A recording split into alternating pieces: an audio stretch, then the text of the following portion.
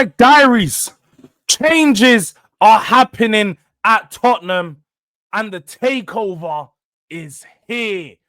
Reports are suggesting that Amanda Stavley and a consortium-led group are leading the race to take over Tottenham amid all of the boardroom breakup that's currently going on, the shakeup in the back room of Spurs.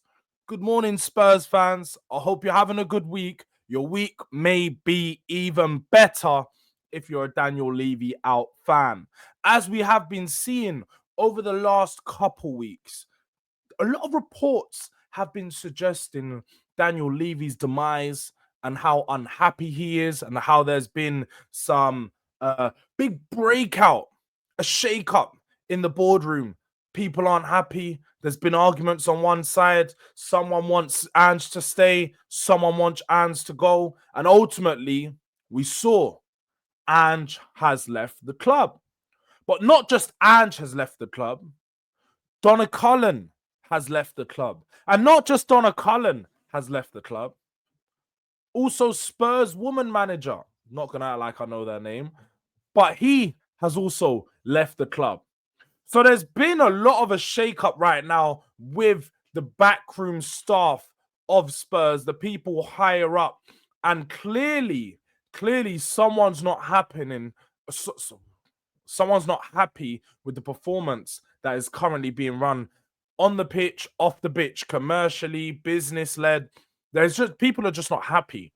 Now, reports have suggested that Joe Lewis has entrusted someone else to take in charge, and that is former CEO of Citibank, Peter Charrington. He supposedly is now come in to steady the ship, lead Spurs on a better, more football-led, focused, performance-based path. And that's just reports. The reports are suggesting that he has come in on top of Daniel Levy to then lead us going forward. So potentially we are seeing the backside of Daniel Levy.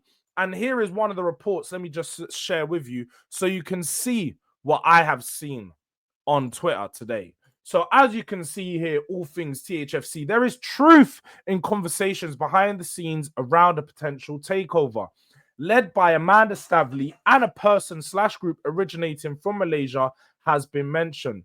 If this deal were to take place, it should see Daniel Levy leaving his post. Now, this group from Malaysia is supposedly the owners of Petronas, the oil.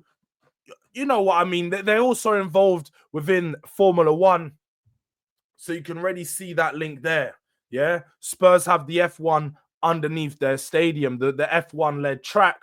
Petronas, obviously, part owners and also, I think, sponsors of Mercedes over in F1. So they're looking to have a takeover into Spurs. And just to give you a bit more detail on that, I have seen a report here that isn't too old. It's only a few weeks old, but it did allude to the fact that Amanda Stavley has been raising funds.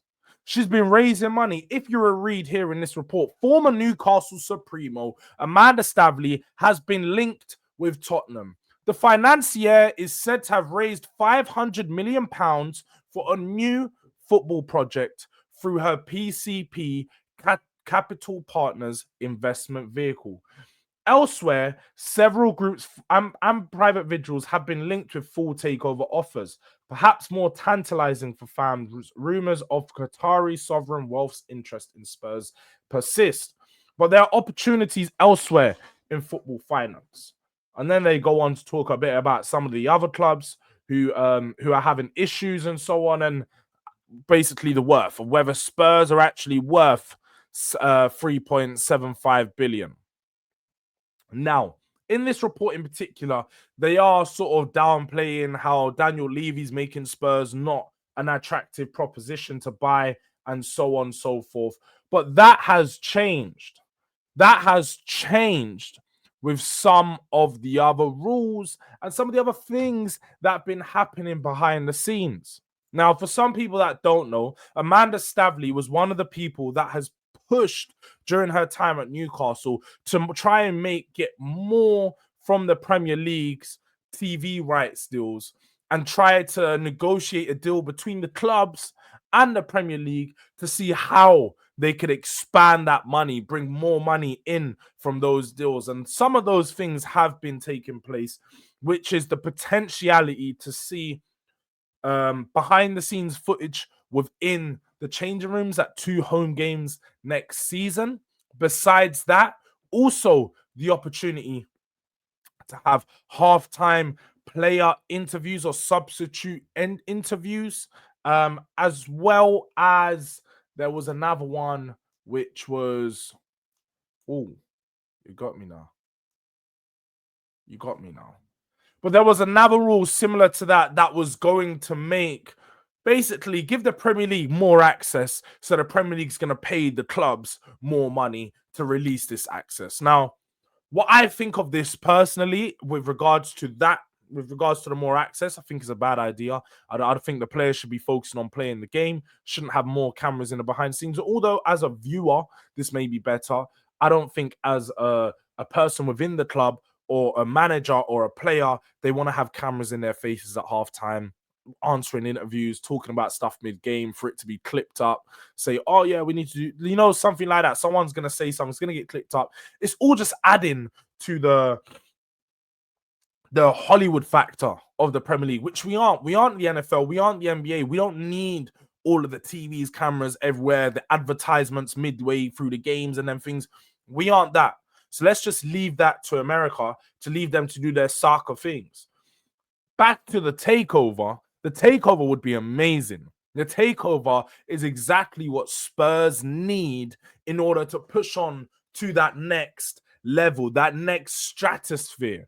As we know, we've been held back, held on a leash by Daniel Levy for years. We was told that this stadium was the new house where we can put proper new furniture, modern style marble kitchen flooring, one of them cloud sofas, one of them beds with the TV at the end of it. We got told and sold the dream. We was going to have the best furniture inside the stadium, but it's absolute bullshit. We've seen, yes, the expenditure for players has gone up. There's no doubt about that. We went a few years without signing anyone. So then now the club has come back and they're making signings. But they're still, for one, the wrong signings. Two, players that we don't need. And three, they're wrong focused age range. We're still looking at signings that are going to be good in 2 to 3 years. Still looking at players that can't have an instant impact because we need to let them grow. We need to see them. We need to see them, have a bad year, have a good year, have a bad year, have 2 good years, and then in 4 years, you're like, oh yeah, he's a good player. No, I need to know that instantly. So hopefully with this new takeover, it's going to be more football focused, more football led, and more money gets pumped into that team so they can focus on recruiting better players. We have Champions League football this year, so we know that we need to advance from that league phase in order to make the most money, but also just to be competitive, to show that Tottenham are serious at the top level. And our aim is to get back into that Champions League next year by qualifying for top 4. Now, finishing 17th, we have a 13 place rise ahead of us that we need to make, and we need to somehow close that gap. Investment will help us close that gap. And hopefully we've seen the impact Amanda Stavley and that group had on Newcastle during their takeover. They went from a club that was competing at the mid-table to, back end of Europe places to now competing at the top 4 on a consistent basis, being one of the stronger teams in the top 4 just last season. So let's see where this does go. A lot of talk is being held, and look out for this stuff because it does look like it could happen real soon. But big up to everyone that's been tuned in, whether you're a Tottenham fan or you're a rival fan, just keeping a lookout on your rivals, trying to see what's going on. Make sure, as you can see above me, we are on the road to 5K, so make sure you're subscribed to the channel, smash a like on this video, Tell a friend, tell a friend, tell a friend. Make sure you're subscribed to Durag Diaries. Follow me on all the other socials and all of that business. And until next time, this is Durag Diaries. We're out.